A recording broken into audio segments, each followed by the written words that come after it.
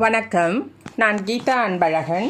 இன்றைக்கி என்ன பதிவு நம்ம பார்க்க போகிறோம் அப்படின்னா, வருகின்ற சந்திர கிரகணத்தை பற்றி தான். இந்த சந்திர கிரகணம் 2வது முறையாக இந்த ஆண்டு நடைபெறுகிறது.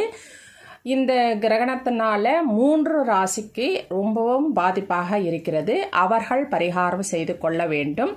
12 ராசிகளில் பிறந்தவர்களுக்கும் நல்லதும் கெட்டதும் கலந்து நடைபெறும். இருந்தாலும் இந்த 3 ராசிக்காரர்கள் சற்று எச்சரிக்கையாக இருக்க வேண்டும்.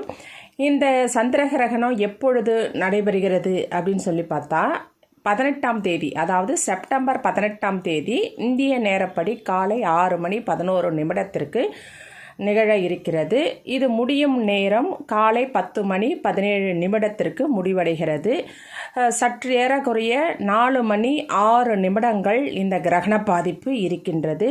இந்த கிரகணம் சந்திர கிரகணம் இந்தியாவில் தெரியுமா அப்படின்னா, கண்டிப்பாக பல இடங்களில் தெரியும், பல இடங்களில் தெரியாது. இந்த ஆண்டின் 2வது சந்திர கிரகணம் இது.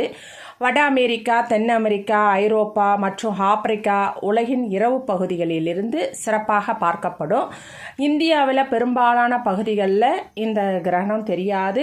ஆனால் ராஜஸ்தான், குஜராத், பஞ்சாப் போன்ற ஜம்மு காஷ்மீர், ஹரியானா, மகாராஷ்டிரா, கர்நாடகா போன்ற மாநிலங்களில் கண்டிப்பாக இது ஒரு கட்டமாக பெண்ணுள் பிறல் அப்படின்னு சொல்லுவோம். அந்த மாதிரி ஒரு பகுதி சந்திர கிரகணமாக இது அனைவருக்கும் தெரியும்.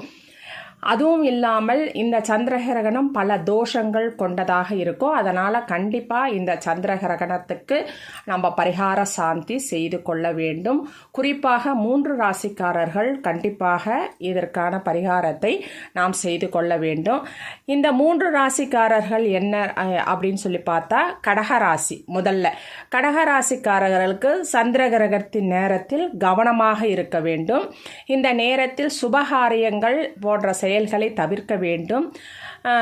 நான்வெஜ்ஜுன்னு சொல்லுவோம் இல்லையா, அந்த மாதிரி இறைச்சி, மீன், முட்டை, வெங்காயம், பூண்டு, பாலாடை கட்டி, வினிகர் அந்த மாதிரியான விஷயங்களை நம்ம சாப்பிடக்கூடாது.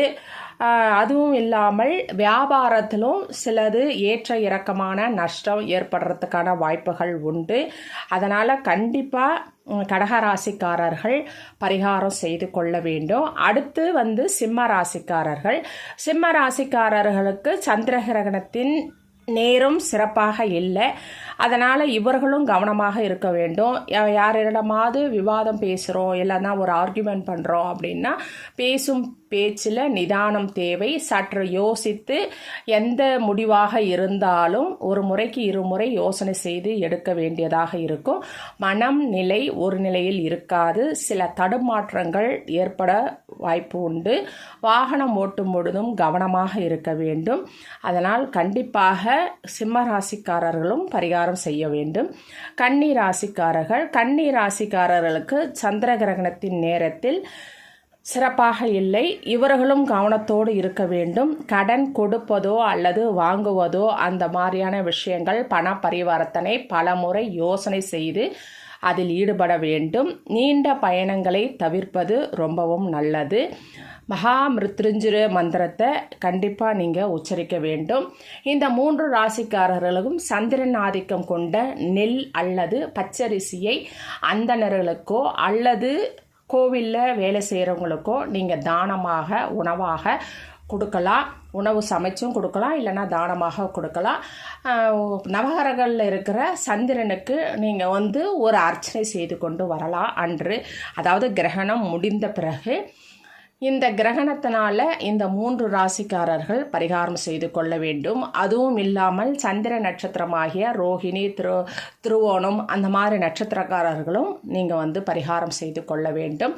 இந்த 12 ராசிக்காரர்களுக்கும் இந்த சந்திர கிரகணம் பல பாதிப்புகளையும் பல பலன்களையும் கொண்டு சேர்க்கிறதாக இருக்கிறது.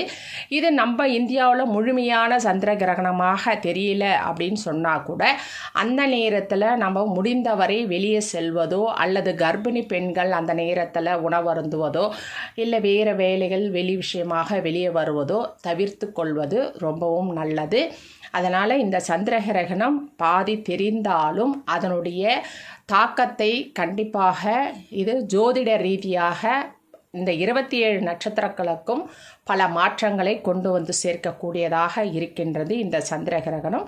அதனால் இந்த 18ஆம் தேதி இந்த சந்திர கிரகணம் முடிந்த பிறகு வீட்டையெல்லாம் சுத்தப்படுத்திட்டு மஞ்சள் நீரை தெளித்து நீங்கள் வீட்டை போட்டு சுத்தப்படுத்திட்டு அருகில் உள்ள விநாயகர் ஆலயமோ அல்லது நவகிரகங்களில் உள்ள சந்திரனையோ சென்று நீங்கள் ஒரு நெய் தீபம் போட்டு வழிபாடு செய்யலாம். எல்லா நட்சத்திரக்காரர்களும் 12 ராசிக்காரர்களும் வழிபாடு செய்யலாம். குறிப்பாக இந்த 3 ராசிக்காரர்கள் கண்டிப்பாக பரிகாரம் செய்ய வேண்டும். பச்சரிசியை தானமாக கொடுக்க வேண்டும்.